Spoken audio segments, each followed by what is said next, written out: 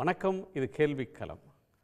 நேற்றைக்கு கோவையில் பாரதிய ஜனதா கட்சியினுடைய கோட்ட பொறுப்பாளர்கள் அணி நிர்வாகிகள் கூட்டத்தில் பேசிய நிதியமைச்சர், ஒன்றிய நிதியமைச்சர் திருமதி நிர்மலா சீதாராமன் அவர்கள் தமிழ்நாட்டு அரசின் மீது கடுமையான குற்றச்சாட்டுகளை, திமுக கழகத்தின் மீது காட்டமான விமர்சனங்களை முன்வைத்திருக்கிறார். திமுக அரசு வன்மத்தோடு ஆட்சி நடத்தி வருகிறது. மோடி அரசாங்கத்தினுடைய திட்டங்கள் மூலம் தமிழ்நாட்டு மக்கள் பலன் அடைவதை, நன்மை அடைவதை தடுத்து வருகிறது என்று குற்றம் சாட்டியிருக்கிறார். இதனால் மத்திய அரசாங்கத்தினுடைய திட்டங்கள் தமிழ்நாட்டு மக்களுக்கு சென்றடையலை, அதை தமிழ்நாட்டு மக்கள் அதனால் பலன் பெறவில்லை என்று ஒன்று சொல்கிறார். இன்னொன்று, ஒன்றிய அரசாங்கத்தினுடைய திட்டங்களுக்கு எதிராக சட்டசபையில் தீர்மானம் நிறைவேற்றியும் நீதிமன்றங்களை அணுகியும் தமிழ்நாட்டில் செயல்படுத்தாமல் தடுத்து வருகிறார்கள் அப்படின்றது இன்னொரு குற்றச்சாட்டு. திமுக ஆட்சியை வீழ்த்த வேண்டும் என்பது மிக முக்கியமாக அவர் முன்வைத்திருக்கக்கூடிய ஒரு சூளுரை. திமுக எதிர்ப்பை திருமதி நிர்மலா சீதாராமன் அவர்கள் முன்னிறுத்துவது என்பது எதை காட்டுகிறது என்பது ஒன்று. ஒன்றிய அரசாங்கத்தினுடைய திட்டங்களை தடுப்பதாக அவர் சொல்லக்கூடிய குற்றச்சாட்டு சரியான ஒன்றா? தமிழ்நாடு அரசு தொடர்ச்சியாக சில குற்றச்சாட்டுகளை ஒன்றிய அரசின் மீது சுமத்தி வருகிறது. நிறைய வரி வசூல் செய்கிறார்கள், ஆனால் திருப்பி தருவது மிக குறைவாக தருகிறார்கள்.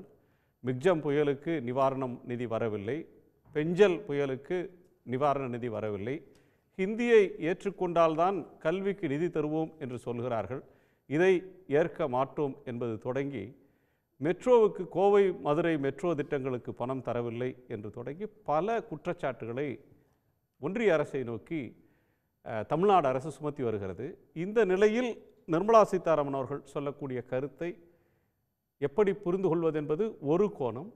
இன்னொன்று, அரசியல் ரீதியாக இப்போது நடப்பது சட்டமன்ற தேர்தல் தானே, நீங்கள் அதிமுகவை தானே விமர்சிக்க வேண்டும், ஏன் பாஜகவை விமர்சிக்கிறீர்கள், பாஜகவை முன்னிறுத்தி பேசுகிறீர்கள் என்று எதிர்க்கட்சி தலைவர் திரு எடப்பாடி பழனிசாமி அவர்கள் கேள்வி எழுப்பியிருந்தார். திமுகவை நோக்கி பாஜக காட்டமான விமர்சனத்தை முன்வைப்பதையும் திரு பழனிசாமி அவர்கள் முன்வைக்கக்கூடிய கூற்றையும் சேர்த்தே விவாதிக்கலாம். நம்மோடு முன்னாள் சட்டமன்ற உறுப்பினர் அதிமுகவினுடைய திரு RM பாபு முருகவேல் அவர்கள், திமுகவினுடைய செய்தி தொடர்பாளர் திரு SKP கருணா அவர்கள், மார்க்சிஸ்ட் கம்யூனிஸ்ட் கட்சியின் மூத்த தலைவர் திரு கனகராஜ் அவர்கள், பத்திரிகையாளர் திரு ஜென்ராம் அவர்கள், வலதுசாரி திரு M குமார் அவர்கள், இவங்க எல்லோருக்கும் வணக்கம். நான் ஜென்ராம் அவர்களுடைய முதற் பார்வையை கேட்கணும். திடீரென திமுக எதிர்ப்பை தீவிரப்படுத்துகிறாங்க அப்படின்னு நான் நினைக்கல. அவங்க திமுக எதிர்ப்பு உள்ளூர் அவங்ககிட்ட எப்போதும் இருந்து கொண்டே தான் இருக்குது, ஒன்றிய அரசில் இருக்கக்கூடியவர்களிடம். இப்போ தேர்தல் நேரம், திமுக எதிர்ப்பின் மூலமாக திமுகவை எதிர்த்து உணரக்கூடிய மக்களுடைய வாக்குகளை பெறுவதற்காக கடும் போட்டி நிலவுது. அதில் திமுகவுக்கு அடுத்த இடத்தை பிடிக்க வேண்டிய ஒரு கட்டாயத்தில் பாரதிய ஜனதா கட்சி கூட்டணி இருக்குது. அதனால் அவங்க தங்களுடைய கான்ட்ரிபியூஷன், எடப்பாடி பழனிசாமி அவருடைய வேலையை செஞ்சிட்டு இருக்கிறாரு. இல்லை, அவர் ஒரு பக்கத்தில் என்ன சொல்கிறாருன்னா, நீங்கள் ஏங்க தமிழ்நாட்டு தேர்தல் தானே, நீங்கள் ஏன் பிஜேபியை முன் வச்சு அணுகிறீங்க, பிஜேபியை விமர்சிக்கிறீங்க, பிஜேபியோட கூட்டு சேர்ந்ததை பெரிதுபடுத்தி பேசுகிறீங்க, நீங்கள் ஏடிஎம்கே வர்சஸ் டிஎம்கே தானே பேசணுன்ற துணியில் அவர் பேசுகிறார். இவங்க ஏடிஎம்கேவை தாண்டி முன்னிலை பெறணும் அப்படின்னு ஒரு உள்கணக்கு அதுக்குள்ளே இருக்கா நிர்மலா சீதாராமன் அவர்கள் பேசுறதுல? அவங்களுடைய முயற்சிகளில் அதுவும் இருக்குது. அதாவது அரசியலை திமுக எதிர் பாரதிய ஜனதா கட்சியாக மாற்றுவது அவங்களுடைய நோக்கமாக இருக்குது. இந்த தேர்தலை பொறுத்த வரைக்கும் எடப்பாடி பழனிசாமியை முன்னிறுத்தி தேர்தலை சந்திப்பது, அதுக்கப்புறம் நாடாளுமன்ற தேர்தலில் இருந்து திமுக வர்சஸ் பிஜேபி அப்படிங்கிற நிலைமைக்கு அதை கொண்டு போவது அப்படிங்கிற முயற்சி தான் அவங்க தொடர்ந்து செப்டம்பர் அக்டோபர் 2017 அவங்க அந்த திசையை நோக்கி தான் காய்களை நகர்த்தி கொண்டு வருகிறார்கள். இங்கே ஒன்றிய அரசை பற்றி ஏன் பேசணும், அல்லது பாரதிய ஜனதா கட்சியை பற்றி ஏன் பேசணும், தமிழ்நாட்டில் 5 ஆண்டு கால திமுக ஆட்சி தொடர வேண்டுமா கூடாதா அப்படின்னு பேசுவது தானே இந்த தேர்தல் அப்படின்னு ஒரு வாதத்தை முன்வைக்கிறாங்க. அதாவது திமுக வர்சஸ் பிஜேபின்னு அரசியல் களம் மாறிவிட்டது என்றால் பாஜகவோடு சேர்ந்து நிற்பவர்களுக்கும் சேர்த்து பலத்த அடி விழும் அப்படிங்கிறதுனால அதை மீண்டும் திமுக வர்சஸ் அண்ணா திமுகவாக கொண்டு வருவதற்கான முயற்சியாக இந்த கேள்வியை முன்வைக்கிறார். அது நியாயமான கேள்வி தானே. தமிழ்நாட்டில் ஏற்கனவே ஆட்சியில் இருந்த கட்சி அதிமுக, இப்போது ஆட்சியில் இருக்கிற கட்சி திமுக. திமுகவுக்கு அதிகாரபூர்வமான எதிர்க்கட்சி சட்டப்பேரவையிலும் மக்கள் மன்றத்திலும் அதிமுக. ஆட்சியின் குறைகளை அதிமுக சொல்லுது, ஆட்சியின் நிறைகளை ஆளுங்கட்சி சொல்லுது. ஆளும் கட்சி தன்னுடைய ஆட்சியின் சாதனைகளையும் சொல்லுது, செயல்படுத்திய திட்டங்களையும் சொல்லுது, திட்டங்கள் மக்களுக்கு செய்த நன்மைகளையும் சொல்லுது, பயன்பெற்றவர்களுடைய ஸ்டேட்மெண்ட்டையும் பேசுது. இது எல்லாம் ஒரு பக்கம் நடக்குது. அதே சமயத்தில் செய்யாதது அல்லது செய்வதற்கு தடையான விஷயங்கள் என்ன அப்படிங்கிறதையும் ஆளுங்கட்சி மக்களிடத்தில் கொண்டு போகுது. அது எந்தெந்த இடங்கள்லாம் அந்த சிக்கல் வருது அப்படின்னு பார்க்குறாங்கன்னா, ஒன்றிய அரசு முதல்ல ஒரு ஒப்பந்தம் போடுது, அதுக்கப்புறம் அந்த ஒப்பந்தத்தை மீறி புதிய நிபந்தனைகளை சேர்க்குது. அதை ஏற்றுக்கொள்ளவில்லை என்றால், அதற்கான புரிந்துணர்வு ஒப்பந்தம் செய்து கொள்ளப்படவில்லை என்றால் உங்களுக்கு தர வேண்டிய நிதியை தரமாட்டோம்னு கல்விக்கான நிதியை மறுக்குது. இது போன்ற தகவல்களை மக்களிடத்தில் சொல்லும்போது தேசிய கல்வி திட்டத்தை, அதில் இருக்கக்கூடிய மும்மொழி திட்டத்தை, PM ஸ்ரீ அந்த சிறப்பு பள்ளிகளினுடைய திட்டத்தை எல்லாவற்றையும் ஏற்றுக்கொண்டால்தான் மற்ற நிதி அப்படின்னு சொல்லி அவங்க ஒரு நெருக்கடியை கொடுப்பதை நம்ம வளர்ச்சிக்கு, தமிழ்நாட்டின் வளர்ச்சிக்கு, தமிழ்நாட்டினுடைய கல்வித்துறையினுடைய வளர்ச்சிக்கு இடையூறாக இருக்குது அப்படின்னு சொல்கிறதுக்காக அதை சொல்ல வேண்டியதாக இருக்குது. அதுக்கப்புறம் இயல்பாகவே வரி பகிர்வில் இருக்கக்கூடிய குறைபாடுகள், அதற்கான ஃபார்முலா வச்சிருக்காங்க. ஒன்றிய அரசு முழுவதுமாக மறுக்கிறாங்கன்னு சொல்லலாம். டெக்னிகாலிட்டிஸ்குள்ள போக வேண்டாம். சரி, டெக்னிகாலிட்டிஸ்ல போல அந்த வரி பகிர்வில் இருக்கக்கூடிய குறைபாடுகளை சுட்டி காட்டுவதற்காக ஒன்றிய அரசின் அணுகுமுறையை பற்றி பேச வேண்டியதாக இருக்கு. தமிழ்நாடு அரசு ஒன்றிய அரசை நோக்கி குற்றப்பத்திரிகையை வாசிக்கிறதுனால அவங்க எதிர் தாக்குதலை தொடுக்கிறாங்க. தமிழ்நாட்டுக்கு நாங்க நன்மை செய்ய நினைக்கிறோம், இவங்க தடுக்கிறாங்கன்னு சொல்ற ஒரு இடத்துக்கு போறாங்களா? இல்ல, தமிழ்நாடு அரசு ஒன்றிய அரசின் மீது குற்றப்பத்திரிகையை வாசிக்கல. தங்களை செயல்பட விடாமல் எந்தெந்த விதங்களிலெல்லாம் ஒன்றிய அரசு முடக்குகிறதுங்கிறத சொல்றாங்க. தங்களுக்கு எதிராக உதவி செய்வதிலையும் நிதி வழங்குவதிலையும் தங்களுக்கு எதிரான ஒரு மாற்றாந்தாய் மனப்பான்மையை ஒன்றிய அரசு கொண்டிருக்கிறதுங்கிறத சொல்றாங்க. இது எல்லாமே தமிழ்நாடு அரசினுடைய செயல்பாட்டின் அடிப்படையில் ஒன்றிய அரசை பற்றி பேசுவது தான். ஒன்றிய அரசை அரசியல் ரீதியாக குற்றம் சாட்டணுங்கிற நோக்கம் இல்லை. மாநில உரிமைகளை படிப்படியாக பறித்து கொண்டு அதிகாரத்தை மத்தியில் குவித்துக் கொள்வதையும் பற்றி பேச வேண்டியதாக இருக்குது. ஏன்னா இந்திய அரசமைப்பு சட்டத்துக்கு எதிராக, கூட்டாட்சிக்கு எதிராக ஒன்றிய அரசினுடைய செயல்பாடுகள் இருக்குது அப்படிங்கிறத சுட்டி காட்டுவதற்காக அதை பேச வேண்டியது இருக்குது. எல்லாமே சென்டர்டு அரவுண்டு தமிழ்நாடு கவர்மெண்ட் தான். அதை சுற்றி என்னென்ன பிரச்சனைகள் இருக்குன்னு பேசும்போது அதில் ஒன்றிய அரசு எப்படியெல்லாம் வஞ்சிக்கிறது, எப்படியெல்லாம் மாற்றாந்தாய் மனப்பான்மையோடு நடக்குது, அதிகாரத்தை எங்கிருந்து பறித்து எப்படி குவித்துக் கொள்கிறது போன்ற எல்லா விஷயங்களையும் பேச வேண்டியது இருக்கு. அரசியல் ரீதியாக அரசியல் பிரதிநிதித்துவத்தையே குறைக்கிற விதமாக தொகுதி மறுசீரமைப்பு, அதுக்கப்புறம் இப்போ SIR என்பதன் மூலமாக மேண்டேட்டையே மாற்றி அமைப்பதற்கு முடியுமா என்பது போன்றதொரு முயற்சி, இது எல்லாமே அரசமைப்பு சட்டத்துக்கு விரோதமாக இருக்கிற காரணத்தினால அதற்கான எதிர்ப்பை முன்வைக்கிறாங்க. இது மல்டிஃபேசட்டடாக தான் எல்லா அரசியலும் இருக்கும். தேர்தலை பற்றி மட்டுமே பேசுவதுங்கிறது ஒரு சில கட்சிகளுடைய அணுகுமுறை. திமுகவும் திமுக கூட்டணி கட்சிகளும் தமிழ்நாட்டை பாதிக்கின்ற பல்வேறு பிரச்சனைகளை பற்றி ஒரே நேரத்தில் பேசுறாங்க. அதுதான். திரு குமார், தமிழ்நாடு அரசாங்கம் புள்ளிவரத்தோட சில குற்றச்சாட்டுகளை சொன்னாங்க. மெட்ரோவுக்கு நிதி தரல, மெட்ரோ திட்டத்துக்கு ஒப்புக்கொண்ட பணத்தை தரல, ஒன்றிய அரசாங்கத்தினுடைய ஸ்கீம்ஸ், அது பிரதமர் பெயரிலான வீடு கட்டும் திட்டம் அல்லது பிரதமர் பெயரிலான பயிர் காப்பீட்டு திட்டம் போன்ற திட்டங்களுக்கு ஒப்புக்கொண்ட நிதியை குறைச்சிக்கிட்டே வர்றாங்க அப்படின்னு தொடங்கி நிறையா சொன்னாங்க. ஆனால் நிர்மலா சீதாராமன் அவர்கள் தமிழ்நாட்டுக்கு நாங்கள் நிறைய நல்லது செய்ய விரும்புகிறோம், ஆனால் திமுக அரசு வன்மத்தோடு அதை தடுக்கிறாங்கன்னு சொல்கிறாங்களே, எதை தடுத்துட்டாங்க, எந்த அடிப்படையில் இந்த குற்றச்சாட்டுகளை நிதியமைச்சர் முன்வைக்கிறார்? மத்திய நிதியமைச்சர் திருமதி நிர்மலா சீதாராமன் அவர்கள் சொன்ன வார்த்தையில் எனக்கு உடன்பாடு தான் உண்டு. ஏனென்றால் நீங்கள் ஆரம்பத்திலேருந்து பார்த்தீங்கன்னா எதெல்லாம் மறுத்தாங்க. மெட்ரோ ஸ்கீமை பற்றி நீங்கள் சொன்னீங்க. மெட்ரோவில் ரெண்டாவது ஸ்கீமுக்கு மத்திய அரசு தான் பணம் கொடுத்தது. அதே போல் மத்திய அரசு எடுப்பிலே கொடுக்கலீங்களே, மத்திய அரசு கொடுத்தது பட்ஜெட்டில் அறிவிச்சுட்டு உள்துறை அமைச்சர் அமித்ஷா அடிக்கல் நாட்டிட்டு போய் 3 ஆண்டு காலம் பணம் தரல. தொடர்ந்து பாராளுமன்றத்திலும் வெளியிலும் சண்டை போட்ட பிறகுதான் ஒரு நிதி கடைசியாக அமைச்சர் ஸ்டேட் செக்டார் ப்ராஜெக்டா நிறைவேற்றிங்கன்னு சொன்னாங்க ஒரு கட்டத்துல. ஒரு நிதி அமைச்சர் வெளிப்படையாக பப்ளிக்கிட்ட சொல்லிட்டாங்க, நாங்கள் எந்த பாகுபாடும் வைக்கவில்லை, எந்த குறைபாடும் தமிழ்நாடு அரசிற்கு எங்கள்கிட்ட பாகுபாடே கிடையாது என்று வெளிப்படையாக சொல்லிவிட்டார்கள். கடந்த ஆண்டு கூட ஒரு முறை அறிவித்தார்கள், தமிழ்நாட்டுக்கு எந்த விதமான எந்த மாநிலத்துக்கும் எந்த அரியரும் கிடையாது, எல்லாத்தையும் செட்டில் பண்ணிட்டோம்லாம் சொல்லியிருக்காங்க. இல்லை சார், பெஞ்சல் புயல் வந்தது, மிக்ஜாம் புயல் வந்துச்சு, தூத்துக்குடி திருநெல்வேலி அப்படியே வெள்ளத்தில் மூழ்குச்சு, சென்னை காஞ்சிபுரம் திருவள்ளூர் தத்தளிச்சுது. இதுக்கு ₹1 கூட கொடுக்கலீங்களே. அதுக்கு தான் 9,000 கோடி ரூபாய். இப்ப சமீபத்திய பிரச்சனைன்னு ஒன்று எடுத்துக்கிட்டா, காவேரி டெல்டால நெல்ல ஒரு திடீர்னு மழையினால நெல் ஈரப்பதம் அதிகம், ஈரப்பதத்தோட கூடுதல் ஈரப்பதத்தோட வாங்கிக்கங்க கொள்முதல் பண்ணுங்கன்னு கேட்கறதுக்கு ஒரு மத்திய குழு வந்து 2 வாரம் ஆச்சு. இதுவரையில அவங்க எந்த பதிலும் சொல்லல. போன வருஷம் இதே மாதிரி வந்துட்டு போனாங்க, ஏற்றுக்கொள்ளவே இல்லை. சார் இப்போ இருக்கிற ஸ்கீம் வந்து எல்லாமே டிஜிட்டலைஸ்டு, எல்லாத்தையும் ஆவணப்படுத்துவதற்கு எல்லா வழிமுறைகளையும் வைத்திருக்கிறார்கள். அதை எல்லாம் ஃபுல்ஃபில் பண்ணிட்டா அவங்க கண்டிப்பாக கொடுப்பாங்க. கொடுக்கக்கூடாதுங்கிற எண்ணம் எப்பவுமே கிடையாது. ரெண்டாவது, அவங்க எஸ்ஐஆரை பற்றி சொன்னாங்க, எஸ்ஐஆரை பற்றி நம்ம டீட்டெயிலாக சொன்னாங்க. நண்பர் ஜென்ராம் அவர்கள் கூட இப்போ அதை பற்றி பேசுனாங்க. எஸ்ஐஆரை வந்து அரசாங்கம் எதற்காக எதிர்க்கிறது என்று எனக்கு சத்தியமாக சொல்கிறேன், எனக்கு புரியவே இல்லை. ஏன் எதிர்க்கிறாங்கன்னு புரியலை. ஏன்னா ஒரு நாளைக்கு லட்சக்கணக்கான பேர் பிறக்கிறார்கள், லட்சக்கணக்கான பேர் ஏஜ் அட்டன் பண்ணுறாங்க, 18 வயசு நெருங்குகிறார்கள், லட்சக்கணக்கான பேர் குடிபெயர்கிறார்கள், லட்சக்கணக்கான வெளிநாடுக்கு போகிறார்கள். இப்படியெல்லாம் இது சைமல்டேனியஸாக நடந்துக்கிட்டு இருக்கிறது.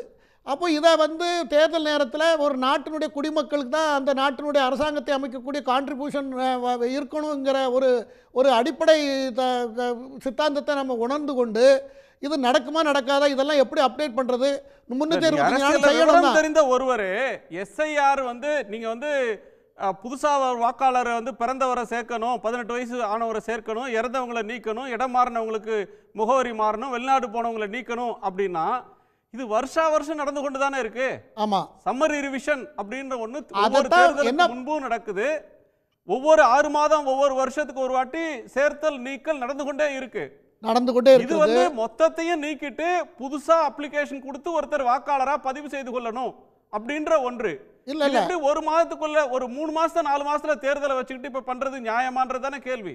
சார், இந்தியா போன்ற நாட்டில் 140 கோடி மக்களுக்கு மேற்கொண்ட மக்கள் வாழக்கூடிய இந்த நாட்டில் தேர்தல் வந்து மாதம் நடந்து கொண்டே தான் இருக்கிறது. இது நீங்கள் ப்ராக்டிக்கலாக பார்க்கணும், தேரியலாக நினைக்கக்கூடாது, ப்ராக்டிக்கலாக பாருங்க. ஏதோ அசாம்ல ஏதோ ஒரு மாநிலத்தில் ஒரே நேரத்தில் தேர்தல், தமிழ்நாட்டுக்கும் கேரளாவுக்கும் எஸ்ஐஆர் உண்டு, அசாமுக்கு இல்லைன்னா என்ன நியாயம் சார்? அதான் சொல்கிறேன், தேர்தல் என்பது இந்த நம்மளோட சிஸ்டம் வந்து முதல்ல மத்திய மாநிலத்துக்கும் மத்தியிலும் ஒரே காலத்தில் 15-17 வருஷமாக அப்படி தான் தேர்தல் நடந்தது. ஆனால் அதற்கு பிறகு கொஞ்சம் கொஞ்சமாக மாறி இடைத்தேர்தல் வந்து அது மாற்றி எல்லாமே கொலாப்ஸ் ஆகிட்டு இப்போ அதன்படி போய் கொண்டிருக்கிறது. ஆக தேர்தல் என்பது சர்வசாதாரணமாக வருஷத்துக்கு 4 முறை 4 மாநிலத்தில் தேர்தல் நடக்காமல் இல்லை. அப்படி இருக்கும்போது அதை நம்ம கணக்கீடாக எடுத்துக்கொள்ள முடியாது. ரெண்டாவது, 5 ஆண்டுக்கு ஒரு முறை தேர்தல் நடக்குது. தமிழ்நாட்டுக்கும் கேரளாவுக்கும் மேற்கு வங்கத்துக்கும் அசாமுக்கும் சேர்ந்து தேர்தல் நடக்கிறது வழக்கம். பாண்டிச்சேரியோடு சேர்த்து 5 மாநிலத்துக்கு நடக்கும். 4 மாநிலத்துக்கு எஸ்ஐஆர் உண்டு. பிஜேபி ஆட்சியில் இருக்கிற அசாமுக்கு எஸ்ஐஆர் கிடையாது. இது ஏன்னு கேட்டால் இதுவரையிலும் பதில் இல்லை. இன்னொன்று, நான் அந்த டெக்னிக்காலிட்டிஸ்குள்ள போல எஸ்ஐஆர் பற்றி நிறைய விவாதங்களை நடத்தியிருக்கோம். எஸ்ஐஆர் உட்பட இருந்தாலும் பாராளுமன்றத்திலும் வெளியிலும் திமுக பிஜேபியை கடுமையாக எதிர்க்கிறதுனால திமுகவை ஆட்சியை விட்டு அகற்றணும் அப்படின்னு பிஜேபி இப்ப களத்தில் இறங்கி வேலை செய்ய தொடங்கிட்டாங்களா? அதுதான் அதுக்கான காரணமா சார்? அரசியல் கட்சிகள் எல்லா கட்சிகளுமே ஆட்சி அமைப்பதற்கும் தன்னுடைய இருப்பை தக்க வைப்பதற்கும் போராடுவது இயல்பான ஒன்று. எந்த கட்சியாக இருந்தாலும் சரி, மாநில கட்சியாக இருந்தாலும் சரி, மத்திய தேசிய கட்சியாக இருந்தாலும் சரி, அதில் வந்து அது ஏன் அப்படி செய்கிறாங்கன்னு நம்ம கேட்கவே முடியாது. ஆனால் நீங்கள் அஸ்ஸாமில் ஏன் இப்படி செய்யலைன்னு சொல்கிறீங்க? அஸ்ஸாமில் இந்தியாவுக்குள்ள உள்ள எல்லா மாநிலத்திலும் இது நடக்கும் என்று அரசு சொல்லியிருக்கிறது. நீங்கள் ஏன் கவனிக்கவில்லைன்னு எனக்கு தெரியவில்லை. இந்தியாவில் தேர்தல் நடத்த போகிறது இல்லையா? இப்போ மே மாதம் தேர்தல் நடக்காதா? சரி, இல்லை நான் இப்போ இல்லைன்னா அப்புறம் அதுக்கப்புறம் நடக்கும். அங்கே நடக்கும், கண்டிப்பாக நடக்கும்.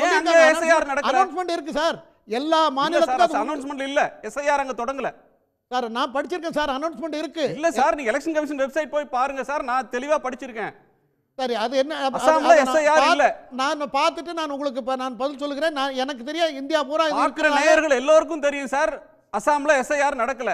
அடுத்த பாயிண்ட்க்கு வருவோம். நடக்கல DMK நடக்கல ஆட்சியை நடக்கல அகற்றணும்னு நடக்கல BJP அது நடக்கல வேகம் இல்ல, காட்டுறது நடக்காதுன்னு எதனால? நீங்க முன்னாடி இவ்வளவு வேகம் காட்டுனது இல்ல. அந்த பாயிண்ட்க்கு வந்துருவோம். சரி, இப்போ ஆக மட்டும் இருக்கிறது என்னென்ன திட்டங்கள் எல்லாம் தடுக்கிறாங்க அப்படின்னு சொன்னீங்கன்னா, நீங்க எல்லா வசதியா நீங்க முதல்ல இருந்து நீங்க பார்த்தீங்கன்னா, சனாதன பிராமணர்கள் வேண்டாம், சனாதனம் வேண்டாம், இந்தி எதிர்ப்பு என்ன, அதே போல் நீட் வேண்டாம், எல்லா திட்டங்களும், அதே போல் தேசிய கல்விக் கொள்கை வேண்டாம், தேசிய விவசாய கொள்கை வேண்டாம், இப்படி வரிசையாக எல்லா கொள்கைகளையும் வேண்டாம், பிஎம்ஸ்ரீ பள்ளி வேண்டாம், அதனால் அதுக்குரிய நிதி, அதனால் அதுக்குரிய நிதி மட்டும் வேணும், அதனால அதுக்குரிய நிதி மட்டும் வேணும். இப்படி எல்லாம் ஒரு சனாதனம் வளர்க்கறதுக்காக நீங்க வந்து நிதி தர்றீங்க.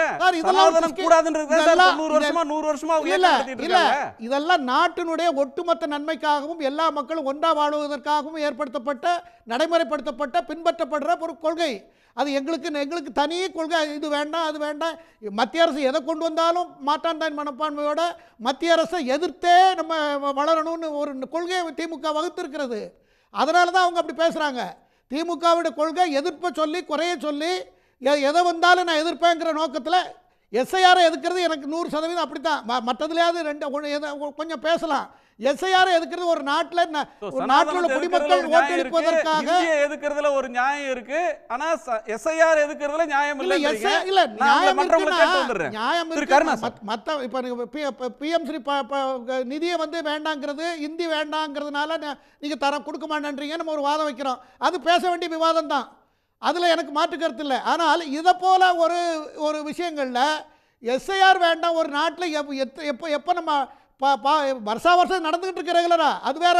இந்த வருஷம் தீவிரமாக யாரும் வேணாம்னு சொல்லல சார். வருடா வருடம் நடக்கிற வாக்காளர் பட்டியல் சேர்த்தல் நீக்கல், வாக்காளர் பட்டியல் புதுசா அந்த தயாரிப்பை வந்து யாரும் குறை சொல்லல. அது ஒவ்வொரு தேர்தலுக்கும் நடக்கும், ஒவ்வொரு ஆண்டும் நடக்கும்.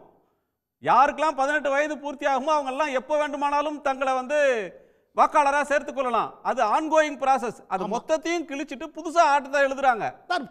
இருந்தவங்களுக்கு ஏற்கனவே இருந்த அந்த அட்ரஸ்ல இல்லாதவங்க, மாறினவங்க, இறந்து போனவங்க, இதைத்தான் அவங்க சரிப்படுத்துறாங்களே தவிர, அப்படி புதுசா வந்தாலும் அவங்களுக்கு ஓட்டு கொடுக்கணுங்கிறது அதுல இருக்கிறது. இதை பண்ணித்தான் ஆகணுங்கிறத முதலமைச்சர் என்ன சொல்லலாம்? 365 நாளும் இது ஃபங்க்ஷன் பண்ணுற மாதிரி ஒரு நாளைக்கு லட்சக்கணக்கான பேர் பிறக்கிறாங்க, இறக்குறாங்க, மாறிக்கொண்டே இருக்கிறது. ஆகையினால இந்த போஸ்ட் ஆஃபீஸை போன்ற மத்திய அரசு அலுவலகங்களை தொடர்பு கொண்டு அவங்களோட இது டே டு டே ப்ராசஸா அதை பண்ணணும். அதற்கு நல்ல யோசனை நான் சொல்றேன். மத்திய அரசு சொன்னால் என்ன சிரமம் இருக்குன்னு உங்களுக்கு தெரியும். உங்க வீட்டுக்கு இன்னும் எஸ்ஐஆர் படிவம் வந்து தரலன்னு நினைக்கிறேன். அது தந்த பிறகு அதை நீங்க பூர்த்தி பண்ண பிறகு அதை நம்ம பேசலாம். இது இன்னும் ஒரு மாதத்துக்கு அந்த பிரச்சனை இருக்க போது. எனக்கு வரல. 3 மொழி கொள்கை சொன்னீங்களே, பிஎம்ஸ்ரீ 3 மொழி கொள்கை, NEP மகாராஷ்டிரால 3 மொழி கொள்கையை ஏற்றுக்கொள்ள மாட்டோம், நாங்க ரெவியூ பண்ணுவோம்னு சொல்றாங்க. ஹிந்திக்கு எதிர்ப்பு வந்த உடனே. ஆனா அவர்களுக்கு பணத்தை நிறுத்தல கொடுக்குறீங்க. ஆனா தமிழ்நாட்டில் அதே நிலைப்பாட்டை எடுத்தா பணம் தர மாட்டீங்க. இந்தியை ஏற்றுக்கொண்டால்தான் பணம் தருவோம்னு பிரதான் வந்து வெளிப்படையாவே அறிவிக்கிறார். வேற எந்த காலத்துல அப்படி பண்ணதே இல்லை. இந்தியை, அதாவது இந்தியை பற்றி பேசினா இன்னொரு விவாதத்துக்கு ரொம்ப நேரம் பேச வேண்டி வந்துடும். இந்திய அரசியல் சட்டத்தில் இந்தியை பற்றி என்ன சொல்லி இருக்கிறது? அது அது வந்து ஒரு பெரிய தேசிய விவாதமாக போயிடும். இன்னைக்கு உள்ள தலைப்பை தாண்டி போக வேண்டி வந்துடும். அதனால எல்லா விஷயத்திலுமே தேசிய ஒருமைப்பாட்டை முன்னெடுக்கிற நோக்கத்தில் தான் இந்த அரசு செயல்பட்டு கொண்டிருக்கிறது. ஆனால் அதுவே அப்படி வந்துட்டாலே நம்ம பாரதிய ஜனதா கட்சிக்கு ஆதரவு மக்கள் கொடுத்துருவாங்க அப்படிங்கிற உள்நோக்கத்தோடு தான் நம்ம தேசிய மாநில அரசு செயல்படுகிறது என்று கூட நிர்மலா சீதாராமன் அவர்கள் சொல்லியிருக்கிறார்கள். காங்கிரஸ் இந்தியை திணிக்கும் போதும் இந்திக்கு எதிர்ப்பு தான் சார். ஜெயபிரகாஷ் நாராயணன் வந்து இந்திக்கு ஆதரவா இருந்த போதும் இந்திய திமுக எதிர்க்க தான் செஞ்சது.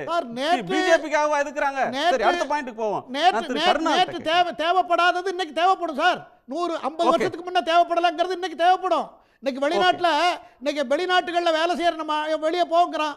அமெரிக்காவோ மற்ற நாடுகளே எடுத்துக்கங்க, வெளியே போங்க வந்தா இந்தி தெரிஞ்சா எல்லா மாநிலத்திலும் வேலை பார்க்கலாம்ல. நீங்க அப்படி சிம்பிளா பாருங்களேன், ரொம்ப பிராக்டிகலா பாருங்க. நுட்பமான விளக்கம் சொல்றீங்க சார். இந்தி தெரிஞ்சவங்க எல்லாம் தமிழ்நாட்டுக்கு வர்ற நேரத்துல வெளிநாட்டுல தமிழ்நாட்டுல நம்ம வேலை கொடுத்து கலிபோர்னியால இருக்கிறால் வேலை இல்லாம ட்ரம்ப் திருப்பி அனுப்பிச்சாருன்னா வந்து ஹிந்தி கத்துக்கிட்டு வேலைக்கு போலாமேன்னு சொல்றீங்க. ஒரு வினோதமா இருக்கு. நம்ம தொடர்ந்து பேசலாம். நிதியமைச்சருடைய விமர்சனத்தை திமுக மீதான ஒரு ஆன்ஸ்லாட் மாதிரி இருந்தது அந்த கண்டனம். நேற்று நிதியமைச்சர் திருமதி நிர்மலா சீதாராமன் கோவையில் நடத்த கூட்டம் வந்து அந்த பிஜேபி கட்சியுடைய ஒரு சார்பணிகளுடைய கூட்டம். அந்த கூட்டத்திற்கு இந்தியாவின் நிதியமைச்சர் வந்து கலந்து கொள்கிறார். அது அவர் கொடுக்குற முக்கியத்துவம் இது வந்து தொடக்கம்தான் நான் பார்க்குறேன். இனிமேல் தொடர்ந்து பிஜேபியில் இருக்கக்கூடிய அத்தனை அமைச்சர்கள், கிட்டத்தட்ட எல்லா அமைச்சர்களும் மாதம் மாதம் எல்லா இதுக்கும் தமிழ்நாட்டில் வந்து கொண்டிருக்கிறார்கள். இனிமேல் பெரிய அமைச்சர்கள், முக்கியமாக பிரதமர், உள்துறை அமைச்சர்லாம் இனிமேல் அடிக்கடி வருவாங்க. ஏன்னா தமிழ்நாடு தேர்தல் வருகிறது. பிஜேபியோட பார்வை ஒரு மாநிலத்தில் எப்பொழுது படும் என்றால், அந்த மாநிலத்துக்கு தேர்தல் வருகிறது என்றால் அவர்களுடைய பார்வைப்படும். கிட்டத்தட்ட இப்போ பீகார் தேர்தல் முடிந்திருக்கிறது. இந்த 3 மாதங்களில் பிரதமர் 11 முறை பீகார் சென்றிருக்கிறார். 11 முறை ஒரு நாட்டின் பிரதமர் ஒரு மாநிலத்துக்கு 11 முறை சென்றிருக்கிறார். இப்போ அடுத்த 3-4 மாதங்களில் தமிழ்நாட்டுக்கு நடக்கப் போகிறது. மீண்டும் அதே போல் பிரதமர் தமிழ்நாட்டை எதிர்பார்க்குறோம். இந்த மாதிரியான ஒரு ஆன்ஸ்லாட்டு தான் இது. அதாவது வந்து எப்பொழுதுமே அவர்களுடைய ஊடக பலம், ஒரு சதுரங்க ஆட்டத்தில் மற்றவர்களெல்லாம் காய்களை நகர்த்தும் பொழுது பிஜேபி கட்டங்களை நகர்த்தும். இதை நாம் தொடர்ந்து பார்த்து கொண்டிருக்கிறோம். அதுவும் எலெக்ஷன் என்ஜினியரிங்கில் ஒரு எக்ஸ்பர்ட்டாக இருக்காங்க அவங்க.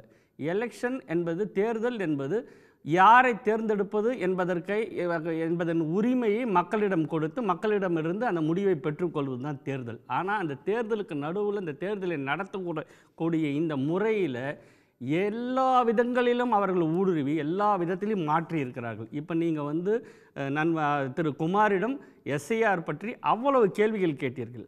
அவ்வளவு கேள்விகளுக்கும் அவர் வந்து அவ்வளவு பொறுப்பாக பதில் சொல்லி கொண்டிருக்கிறார், சமாதானம் சொல்லி கொண்டிருக்கிறார். அவர் சொல்ல வேண்டிய ஒரே ஒரு பதில், இது எங்களுடைய வேலை இல்லைங்க, அது தேர்தல் ஆணையம் நடத்துகிறது, உங்கள் கேள்விகளை நீங்கள் தேர்தல் ஆணையத்திடம் கேளுங்கள் என்று சொல்லியிருக்க வேண்டும். ஆனால் நம்ம தேர்தல் ஆணையத்தை நோக்கி எந்த கேள்விகள் கேட்டாலும், எந்த குற்றச்சாட்டுகள் சொன்னாலும் பிஜேபி தான் முதல்ல வந்து பதில் சொல்கிறாங்க. பதில் சொல்ல வேண்டிய தேர்தல் ஆணையம் வாயை மூடிக்கொண்டிருக்கிறது. பொறுப்பு எடுத்துக்கொள்ள வேண்டிய தேர்தல் ஆணையம் வாயை மூடிக்கொண்டிருக்கிறது. இது நாட்டை ஒரு பேரழிவுக்கு கொண்டு செல்கிறார்கள். தமிழ்நாட்டை பொறுத்த வரைக்கும் இது தனித்துவமான மாநிலம். இந்த மாநிலங்களில் நாங்கள் காப்பாற்றி வைத்திருக்கக்கூடிய, முக்கியமாக திராவிட இயக்கம், திராவிட முன்னேற்ற கழகம் காப்பாற்றி வைத்திருக்கக்கூடிய இந்த தனித்துவத்தை, இந்த கொள்கைகளை, திராவிட கொள்கைகளை நாங்கள் நிச்சயமாக எல்லா விதத்திலும் எல்லா நேரத்திலும் பாதுகாப்போம். திருமதி நிர்மலா சீதாராமன் அவர்கள் சொல்லியிருக்கிறதுல முக்கியமான ஒன்று, நாங்கள் திட்டங்களை தருகிறோம், தமிழ்நாடு அரசு அதை ஏற்றுக்கொள்ள மறுக்கிறது அப்படின்னு சொன்னாங்க. அது அவங்க அதை விட இன்னும் கடுமையாக சொல்கிறது, பிரதமர் நரேந்திர மோடிக்கு நல்ல பெயர் வந்துவிடும், அவருக்கு நல்ல பெயர் வந்துடக்கூடாதுன்றதுக்காக நீங்கள் திட்டங்களை மறுக்கிறீங்கன்றாங்க. அப்போ இந்த தேர்தல் வரப்போகுது. அப்போ பிரதமர் வந்து என்னென்ன திட்டங்களையெல்லாம் நாங்கள் கொடுக்குறோம், இதை தமிழ்நாடு எந்தெந்த திட்டங்களையெல்லாம் மறுக்குதுன்னு சொல்ல போகிறாங்க. அதை சொல்லணும். உதாரணத்துக்கு தமிழ்நாடு மறுத்து எதிர்த்து இந்த ஆட்சியில் இந்த 4.5 ஆண்டு காலத்தில் நாங்கள் கடுமையாக எதிர்த்து இருப்பது கல்வியில் புதிய தேசிய கல்விக் கொள்கையை கொண்டு வந்து நீங்கள் ஏற்றுக்கொள்ள சொல்கிறார்கள். புதிய தேசிய கல்விக் கொள்கை இல்லாமல் அவர்கள் என்னவெல்லாம் மாற்றங்களை சொல்கிறார்களோ அந்த மாற்றங்களை எல்லாம் செய்யாமல் தமிழ்நாடு இந்தியாவிலேயே கல்வியில், பள்ளி கல்வியில், உயர்கல்வியில் முதலிடத்தில் இருக்கிறது. இப்போ அவர்கள் கொண்டு வந்து நீங்கள் வந்து 3வது வகுப்பு பிள்ளைக்கு பொது தேர்தல் நடத்துங்க, 5ஆவதுக்கு 8ஆவதுக்கு பொது தேர்தல் நடத்துங்க, அதே போல் வந்து 3 மொழிகளை கற்றுக்கொள்ளுங்கள், அதே போல் 12வது பரீட்சை முடிஞ்சதுன்னா நீங்கள் எந்த உயர் படிப்புக்கு போனாலும் நீங்கள் எலிஜிபிலிட்டி டெஸ்ட் ஒன்று நீட் எழுதுங்க அப்படின்னு சொல்லக்கூடிய அந்த முடிவுகளை நாம் ஏற்க மாட்டோம். நிச்சயமாக தமிழ்நாடு நிராகரிக்கும், தமிழ்நாடு அரசு மறுக்கும், எதிர்க்கும். நிதி தரலன்னு தமிழ்நாடு அரசு பொய் பரப்புரை செய்கிறது, திமுக பொய் பரப்புரை செய்யுது, தமிழ்நாட்டுக்கு திட்டங்களை தடுக்கிறாங்க. அதாவது ஒரே ஒரு சின்ன உதாரணம் சொல்கிறேன். ஜல்ஜீவன் திட்டம், குடிநீர் திட்டம். அந்த திட்டத்தோட அக்ரிமெண்ட் என்னென்னா 50% வந்து பிரதமர், அந்த திட்டமே வந்து வடிவமைக்கப்பட்டதே வந்து ஒன்றிய அரசில் தான். 50% வந்து ஒன்றிய அரசு கொடுக்கணும், 50% மாநில அரசு கொடுக்கணும். தமிழ்நாட்டில் 90%, இந்தியாவிலேயே அதிகமான சதவீதத்தில் திட்டத்தை ஜல்ஜீவனை நிறைவேற்றிருக்கக்கூடிய மாநிலம் தமிழ்நாடு. 90% நிறைவேற்றி முடித்திருக்கிறோம். இன்னமும் 3700 கோடி ரூபாய் அவர்கள் அதில் நிதி தராமல் நிறுத்தி வைத்திருக்கிறார்கள். எல்லா துறைகளிலும், நான் ஒரு துறை சொல்ல, நான் படிச்சுட்டே போகலாம். அதாவது முதியோர் உதவித்தொகை, அதில் அவர்கள் ஒப்புக்கொண்டது 60% நாங்கள் தரோம், 40% மாநில அரசு கொடுங்க. ஆனால் இப்போ அவர்கள் கொடுப்பது 39% ஒன்றிய அரசு கொடுக்கிறது, 61% சுமையை மாநில அரசை ஏற்றுக்கொள்ள செய்திருக்கிறது.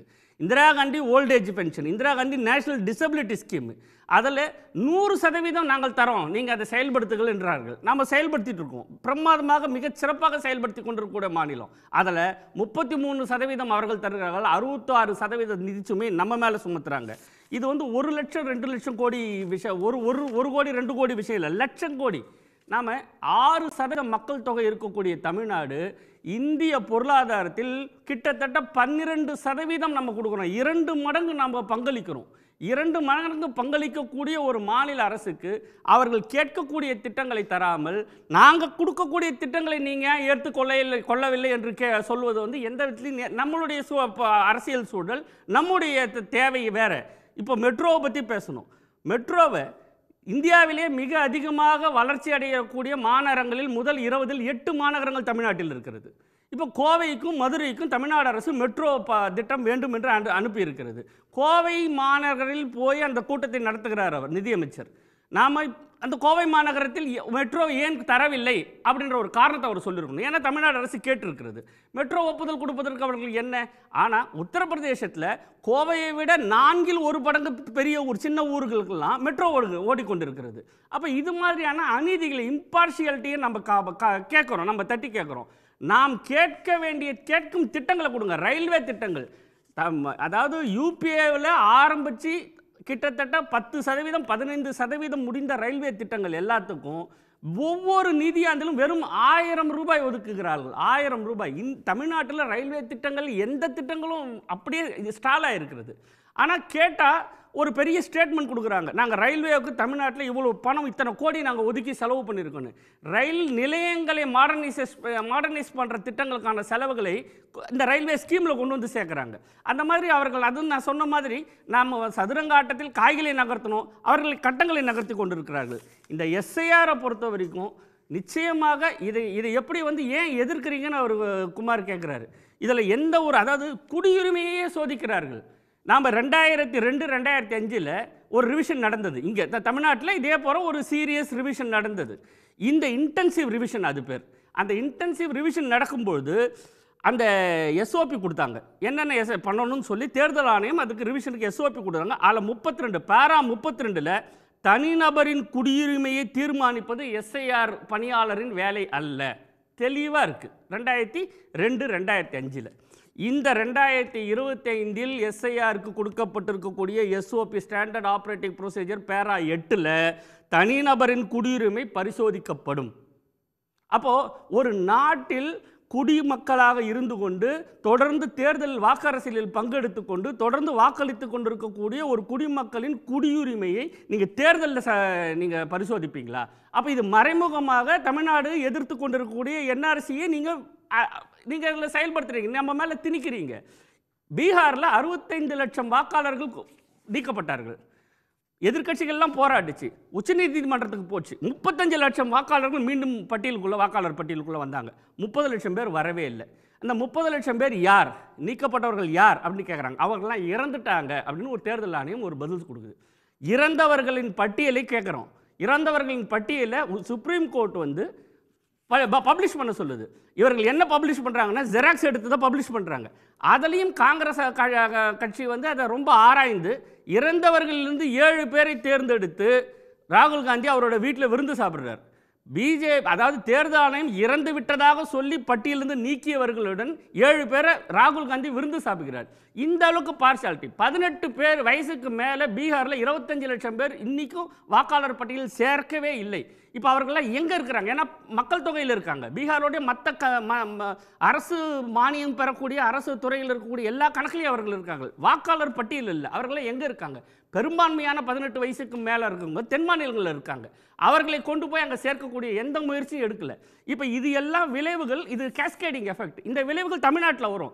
தமிழ்நாட்டில் ஒட்டு மொத்தமாக 6,41,00,000 வாக்காளர்களையும் பட்டியலிருந்து நீக்கிவிட்டு எல்லாரையும் நீங்கள் எமுனரேஷன் ஃபார்ம் கொடுத்து நீங்கள் நிரூபிகள்னு சொல்லி திருப்பி எல்லாரையும் சேர்க்கும் பொழுது இதில் யார் யாரெல்லாம் நிரந்தரமாக யாரெல்லாம் மீண்டும் சேர முடியாது, யாரெல்லாம் புதிதாக மாஸ் அடிஷன் யார் யாரெல்லாம் நடக்கும் அப்படின்ற ஒரு அச்சம் நமக்கு இருக்கிறது. இந்த அச்சத்தின் காரணமாகத்தான் நம்ம எதிர்க்கிறோம். ஓகே, திரு உங்கள் கோணம் என்ன? திடீரென திமுக எதிர்ப்பை தீவிரப்படுத்தும் நிர்மலா சீதாராமன். இப்போ இதுக்கு முன்னாடி எப்போ ஒரே தட்டில் சாப்பிட்டாங்கன்னு தெரில திமுகவும் நிர்மலா சீதாராமனும். அண்ணன் ஜென்ராம் சொன்னதை போல தொடர்ந்து முதலிலிருந்தே ஆதியிலிருந்தே பிஜேபி என்பது திமுகவினுடைய எதிர்ப்பு நிலைப்பாட்டோடு தான் அவர்கள் பயணித்து கொண்டிருக்கிறார்கள். அதுதான் சாதகமானதும் கூட. திரு குமாரிடத்தில் நீங்கள் கேட்டதை போல ஆட்சியிலிருந்து அகற்ற வேண்டும் என்று பாஜக இப்பொழுது தீவிரமான முனைப்பு எடுக்கிறதான்னு சொன்னால் உண்மை. ஆமாம், அதான் உண்மை. காரணம், இன்னொரு கட்சி ஆட்சியில் இருப்பதை எதிர்நிலையில் இருக்கக்கூடிய கட்சிகள் விரும்பாது. அது இருப்பதை தொடர்வதற்குண்டான சாத்தியக்கூறுகளும் இல்லை. எதிர்த்து அரசியல் செய்தால் தான் அவர்களை ஆட்சியிலிருந்து அகற்ற வேண்டும் என்று முனைப்போடு தேர்தல் களமாடினால், அரசியல் களமாடினால் தான் தேர்தலை நம்ம முன்னெடுக்க முடியும். அதற்கு பிறகு இந்த அசாமில் ஏன் எடுக்கலன்னு சொல்லி அதிமுக வேகமாக எதிர்க்கிறது அப்படின்ற ஒன்று புரிந்து கொள்ளக்கூடியது. இப்போ கேரளா இருக்குதுன்னா கேரளாவில் பினராயி விஜயன் அரசு இருக்குது. அதுக்கு எதிராக காங்கிரஸ் வந்து காட்டமாக பண்ணாங்கன்னா அவங்க போல் பொசிஷனில் இருப்பாங்க. இவர் ஆட்சி விட்டு அகன்றால் அவங்களுக்கு ஒரு வாய்ப்பு வரும். திமுக அதிமுக எதிர்க்கிறதுக்கும் திமுக ஆட்சி இல்லைன்னா அதிமுக அந்த வாய்ப்பு கிடைக்கும். அவங்க எதிர்க்கிறதுக்கான காரணங்கள் இருக்கு. பட் பிஜேபி அந்த இடத்துல இல்லை. ஆனா அவங்க காட்டுற வேகம் கொஞ்சம் அதிசயமா இருக்கு, ஆச்சரியமா வித்தியாசமா இருக்கு. இன்னைக்கு இந்த சப்ஜெக்டை பொறுத்த வரைக்கும் அதிமுக எந்த விதமான இதில் லோரம் இல்லை. இருந்தாலும் கூட்டணி என்கிற முறையில் அதிமுகவிலிருந்து ஒரு செய்தி தொடர்பாளர் அழைத்திருந்ததன் அடிப்படையில் அதில் இருக்கக்கூடிய கருத்துக்களை நீங்கள் வந்து ஒரு அரசியல் விமர்சகராக கூட நீங்கள் பார்த்துக்கோங்களேன். இப்போ வந்து அசாம் வச்சு பார்க்கும்போது 12 மாநிலங்களிலும் யூனியன் பிரதேசங்களிலும் இந்த ஸ்பெஷல் இன்டென்சிவ் ரிவிஷன் வந்து நடந்துகிட்டு இருக்குது. ஏறத்தாழ 57 கோடிகளுக்கு மேற்பட்ட மக்களுக்கு இந்த எஸ்ஐஆர் நடந்து கொண்டிருக்கிறது. சீஃப் எலெக்ஷன் கமிஷனர் வந்து சொல்கிறாரு, அக்டோபர் 29ஆம் தேதி Assam excluded for SIR states list. CEC says special order to be issued separately. Assam did not figure in the list of 12 states and union territories where the electoral roll cleanup exercise has been announced for November. Gyan Kumar says so and so. Separate provisions of the Citizenship Act apply in Assam and a special order will be issued for the special intensive revision of electoral rolls in the state. அப்போ முதலிலே அங்கே இருக்கக்கூடிய அசாமில் இருக்கக்கூடியவர்களுக்கு அந்த குடியுரிமை உண்டான அந்த சோதனையெல்லாம் முடிந்த பிறகு இந்த எஸ்ஐஆரை அசாமுக்கு நம்ம கொடுப்போம் அப்படின்னு சொல்கிறாங்க. அதனால் எஸ்ஐஆரை நீக்கலன்னு சொல்லி நம்ம சொல்லலை. அதை தாண்டி மத்திய அரசாங்கம் தமிழக அரசாங்கத்தை வஞ்சிக்கிறது. பிடிடி ஆச்சாரி லோக்சபாவுடைய ஒரு செக்ரட்டரி ஜெனரலாக இருந்தவர், உங்களுக்கு நல்லா தெரியும், ஒரு பெரிய கான்ஸ்டியூஷனல் எக்ஸ்பர்ட். அவர் ஹிந்துவில் எழுதியிருக்கிற ஒரு விரிவான கட்டுரையிலேயே எஸ்ஐஆர் அப்படின்றது சட்டவிரோதமானது, ஏற்கனவே இருக்கக்கூடிய சட்டங்களை வயலேட் பண்ணுறதா இருக்குது. It has no legal authority to decide what documents must be needed to decide citizenship and voting rights. இப்போ இது வந்து ஒரு எழுத்தாளர், ஒரு மூத்த பத்திரிகையாளர் கான்ஸ்டியூஷனல் எக்ஸ்பர்ட் எழுதுறாரு. எல்லாமே ஒன்றும் பிரச்சனை இல்லை, நீங்கள் அது நியாயமாகவே கூட இருக்கட்டுமே. ஆனால் இன்றைக்கு 11 வழக்குகள் இந்த எஸ்ஐஆரை எதிர்த்து உச்சநீதிமன்றத்தில் தொடுத்திருக்கிறார்கள். இன்றைக்கு அது 12:30 மணிக்கு மேலே விசாரணைக்கு வந்து 24ஆம் தேதி அது வழக்கை ஒத்தி வைத்திருக்கிறார்கள். அப்போ இதில் இந்த வழக்கு இங்கே நிலுவையில் இருக்கிறது. அதை தாண்டி சுதந்திர இந்தியாவிலேயே முதன்முறையாக பீகாரில் நடந்த சட்டப்பேரவைத் தேர்தலிலே 66.17% வாக்குகள் பதிவாகியிருப்பது இதுதான் முதல் முறை. இது எப்போ நடக்குதுன்னு சொன்னால் எஸ்ஐஆர் திருத்தம் நடந்த பிறகு இந்த இவ்வளவு அதிகப்படியான வாக்குகள் அங்கே பதிவாகி இருக்கிறது.